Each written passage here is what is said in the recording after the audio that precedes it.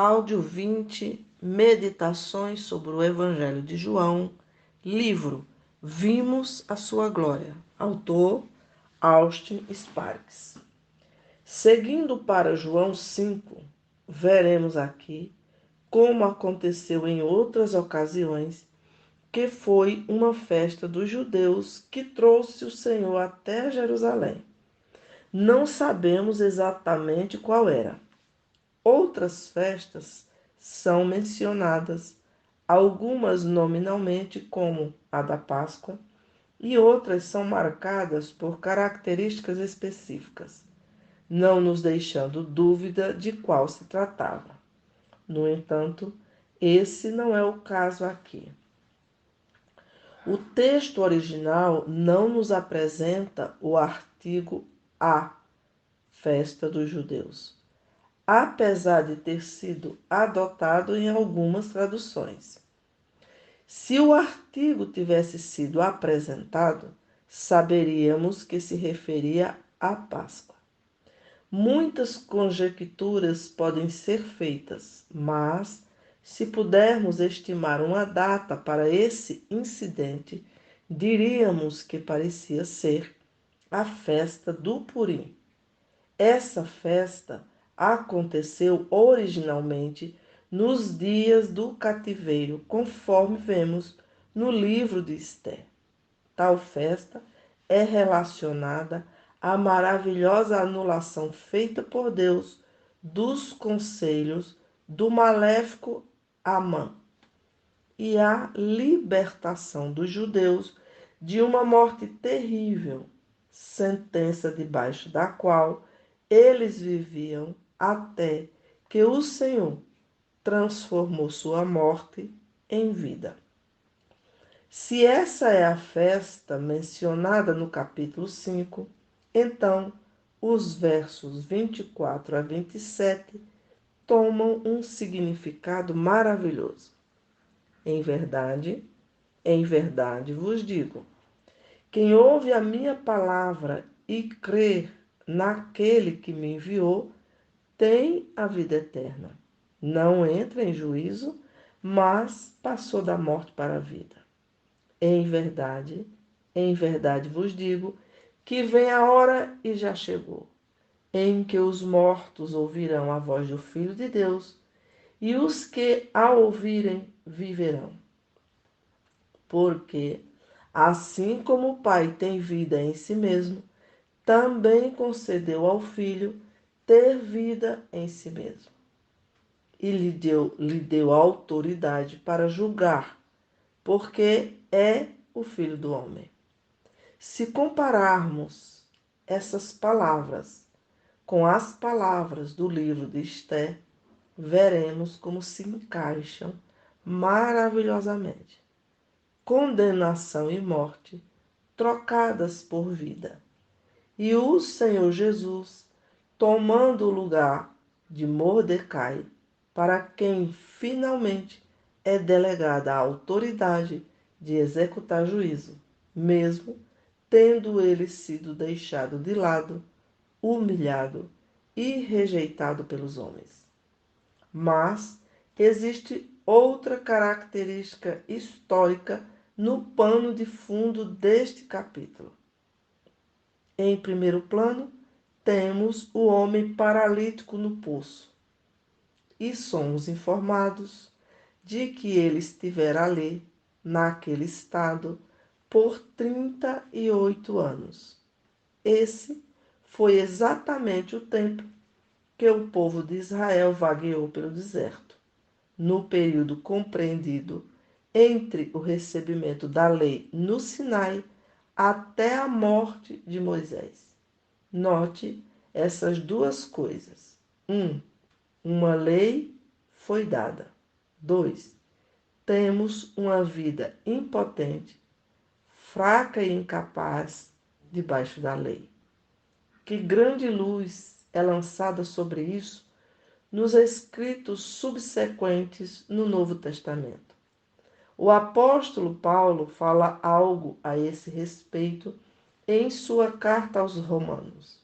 Ele mostra que, Embora o homem tenha sido sempre fraco, sua fraqueza não era manifesta e trazida à luz, até que a lei foi dada.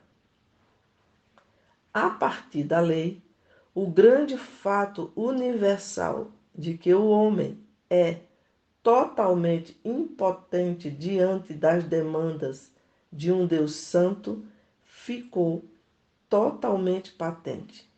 Não que a lei seja propriamente má. Não, ela é boa e se apenas fosse possível cumpri-la, isso seria uma grande bênção para o homem. Deus nunca impõe sobre o homem algo que não seja para o seu bem. No entanto, por causa do pecado e do estado caído do homem, ele herdou uma fraqueza que o faz se render totalmente incapaz diante das demandas de Deus. Assim, aquilo que redundaria no seu bem se torna no instrumento que o conscientiza da sua fraqueza e desamparo. Essa é a imagem que temos em João 5. Aqui está um homem em sua cama por 38 anos. Uma cama deve ser algo bom, uma bênção. Mas no caso desse homem, a cama passou a ser um símbolo de sua fraqueza e escravidão, se tornando de fato num tirano ao invés de um amigo. Então, bem no coração de Jerusalém, vemos esse longo e estendido desamparo de Israel, ilustrado na vida de um único homem, vivendo na escravidão de sua própria fraqueza por 38 anos. Qual é a esperança para Israel? Qual era a esperança para esse homem? A esperança está em uma única direção, indicada logo no início do Evangelho de João.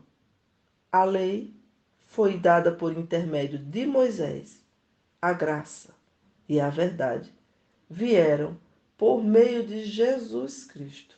João 1:17.